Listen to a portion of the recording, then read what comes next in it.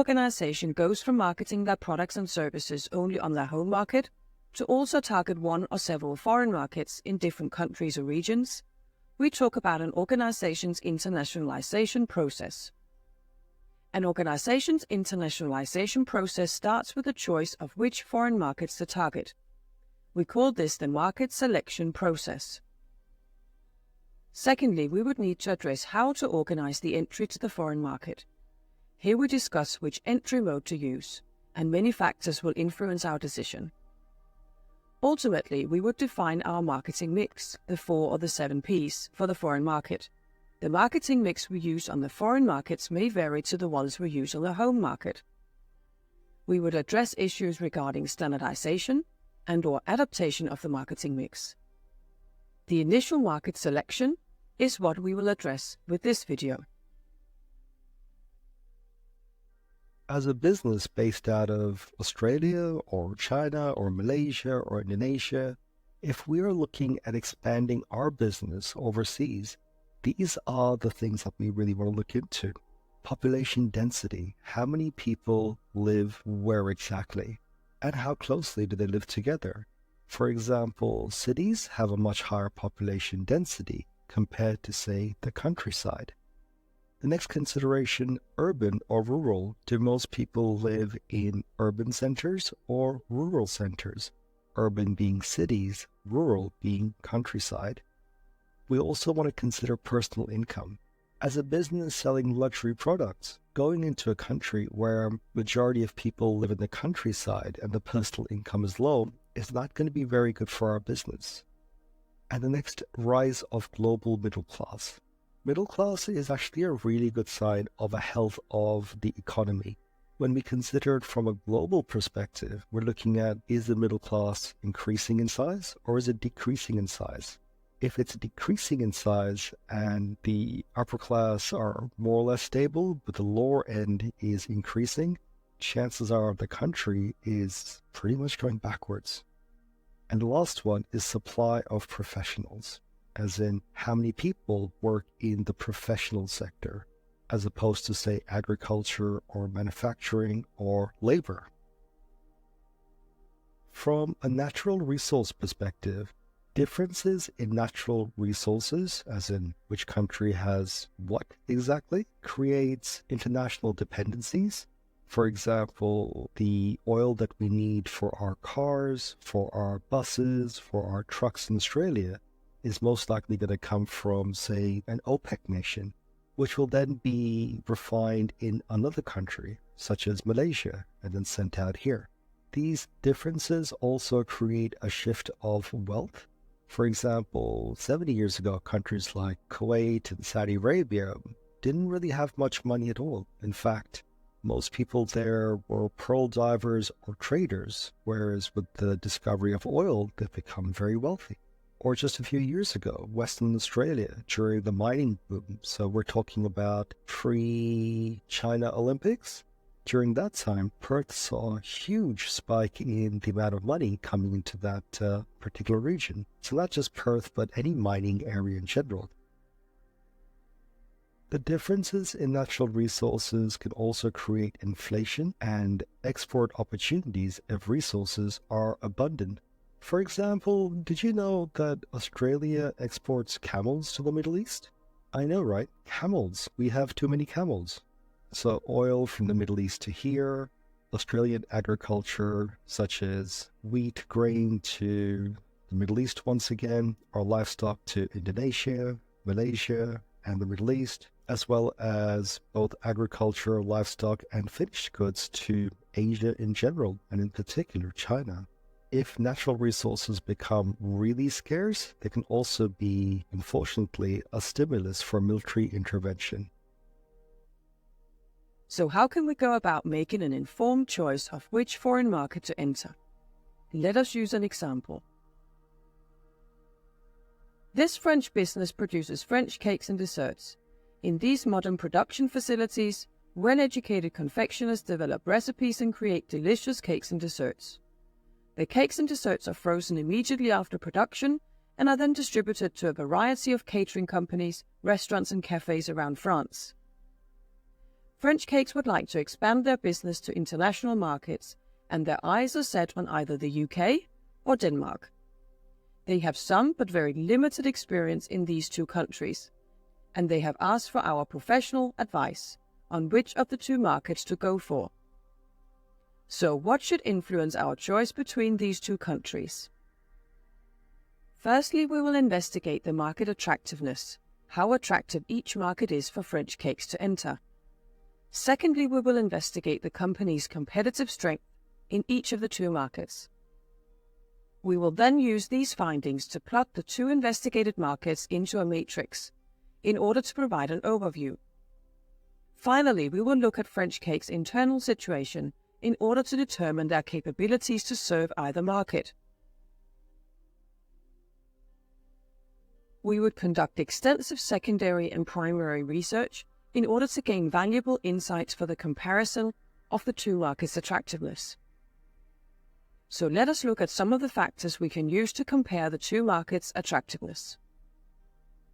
Looking at the country's general economic and political stability can provide us with knowledge about the general prospects of doing business in either country. Both countries are rated well, but the UK slightly lower, so we will give the UK 2 stars and Denmark 3, to indicate that if compared on this factor, Denmark is the most attractive. The physical distance from the home market has an impact on costs for travel and distribution, and could also influence delivery times, depending on the distribution setup. The UK market is closer to France than Denmark, making the UK more attractive measured on this factor. Psychic distance addresses the perceived distance, how close or distant French cakes feels to either market. They have revealed to us that they understand the British business culture better than the Danish one. Therefore, they feel a shorter psychic distance to the UK than to Denmark. Market trends in Denmark are showing an increased demand for organic and so-called healthy cakes, a business area that French cakes have experimented with before, but which proved unsuccessful in France. The Danish trend is very interesting to French cakes. In the UK, trends in the catering industry is showing increased demand for frozen cakes and desserts. The market size of this industry can be measured by looking at official statistics for the industry in each market. The UK market is much larger than the Danish market, which makes the UK more attractive measured on this factor. Market growth rates tells us something about the potential for French cakes to establish themselves and grow in the market, and it turns out that the UK shows growth rates in the market for cakes and desserts that are slightly higher than Denmark. An investigation into the average contribution margins and general profitabilities of the already established companies in each market shows that business is tough, and equally so in both markets. So now we are able to visit our matrix and place the two markets on the y-axis based on the scores we have assigned them each on the evaluation of their market attractiveness. Out of 21 stars possible, Denmark reached 12 stars in total, and the UK reached 16 stars in total. Therefore, Denmark will be placed in the middle region of the y-axis, and the UK will be placed in the upper region. The UK seems the better choice at this stage, but not until after we have addressed French cakes' competitive strength will we know each market's final position in our matrix. So let us move on. Now we will evaluate French cakes' competitive strength on each of the two markets. Firstly, French cakes' current market share in each market has an obvious influence on how strong their competitive position is. They have established a small market share in the UK. It is, however, almost undetectable, so let us provide half a bicep for this score. In Denmark, the market share is non-existent. They have only had small sporadic export orders. French cakes' current financial results for each market will show the extent to which they have been able to conduct a profitable business in either market. And it turns out that although almost insignificant at this stage, they have made a small profit in both markets. Access to distribution channels is very important to gain a foothold on a new market. If all available channels are heavily guarded by strong competitor-to-network relationships, this will negatively influence French cakes' competitive strength. In the UK, although it is still early days, French cakes have managed to gain access to a distribution channel, since they have started dealing through an agent with a promising network. In Denmark, they have no access as of yet, since sales have been through sporadic direct export only.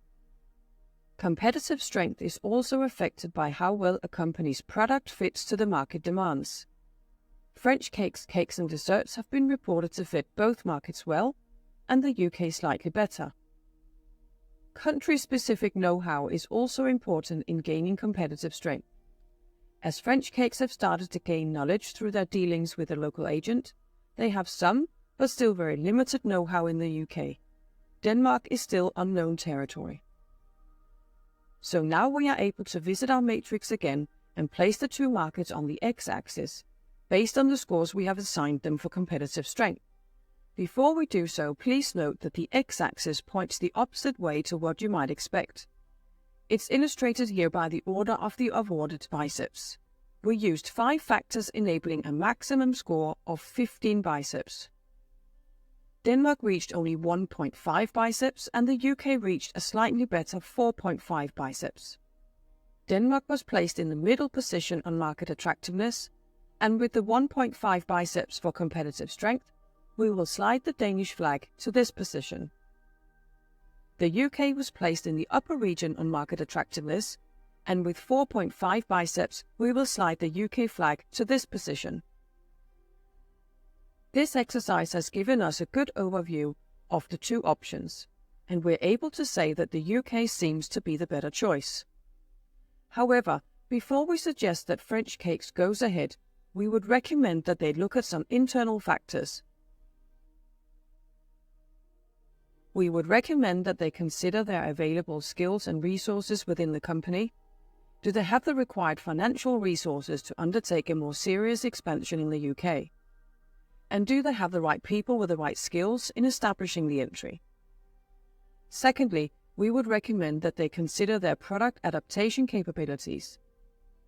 Firstly, addressing whether or not the existing products would need some adaptations to suit the British market, and if so, whether this is something they're both willing and able to carry out.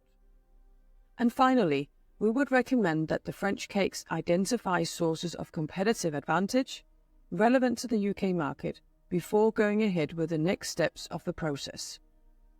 So, a combination of factors addressing the market attractiveness of each market, the company's competitive strength in each market, as well as the company's capabilities, should all influence the choice of which market or country to target. And we can also say that the more systematic the selection process can be carried out, the more informed the final choice can be.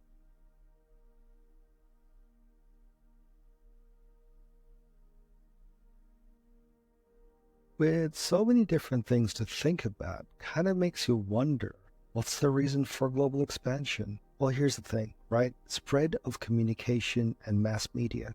If we're looking at the world today, things spread like wildfire. You hear about something from somewhere, you see that video online, there is advertisement happening promoting a particular event or a particular product, and all of a sudden, it's difficult to contain an idea. So the spread of communication. The next one is the growth potential of underserved markets, which basically means there may be a lot of competition where we currently are, but there's markets out there, not just locally, but globally, who may not be getting a particular service. For example, in places like India and other developing countries, they don't have the large retail grocery stores that we have in Australia. So perhaps there is an underserved market. It's a potential for us to go in there, create one of these. Also, lowering of trade barriers and tariffs. So as countries become closer together through diplomacy and through global politics, it also leads to lowering of trade barriers, making it easier to do trade. NAFTA, so North American Free Trade Alliance, which reduces the trade barrier between USA, Mexico, and Canada, allowing it to make it easier to do business internationally across the borders of these countries. The European Union, once again, same scenario. And the last one is ease of accessing markets. As we become more globally connected every year than ever before, it becomes easier to access markets. Think about when you do online shopping. You could buy pretty much anything from pretty much anywhere in the world. This leads us really well into the next part, which is the effect of the internet on global marketing.